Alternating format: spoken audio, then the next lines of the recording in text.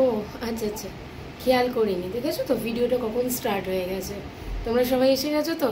শোনো না, আজকে আবার ছোট্ট একটা টিপস নিয়ে এসেছি।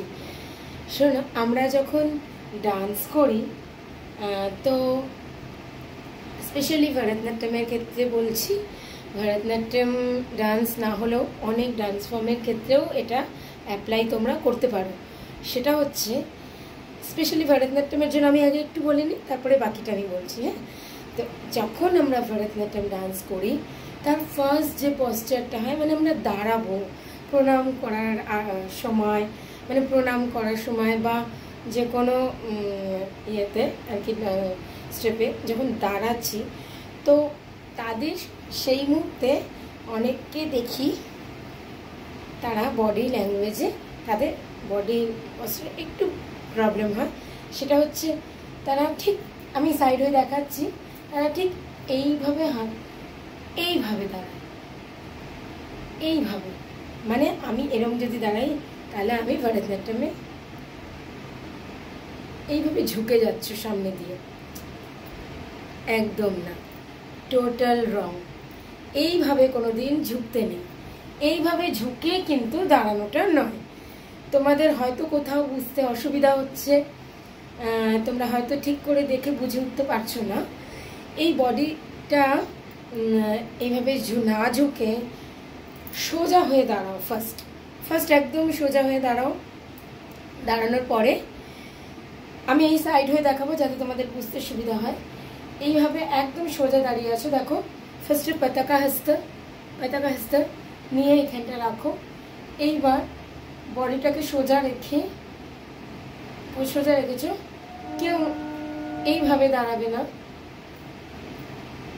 পেটকে আগে করে দাঁড়াবে না কখনো, বা এইভাবেও দাঁড়াবে না, ঠিক আছে?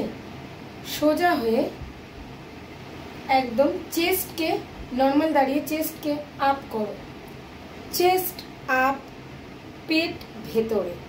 তাহলে কি বললাম? দুটো জিনিস, দুটো পয়েন্ট মিলিয়ে যদি করতে পারো তাহলে আমি বলবো তোমার ডান্স অনেক % সৌন্দর্যতা তোমার ডান্সের বেড়ে যাবে যদি এইটুকু জিনিসকে তুমি ঠিক করো।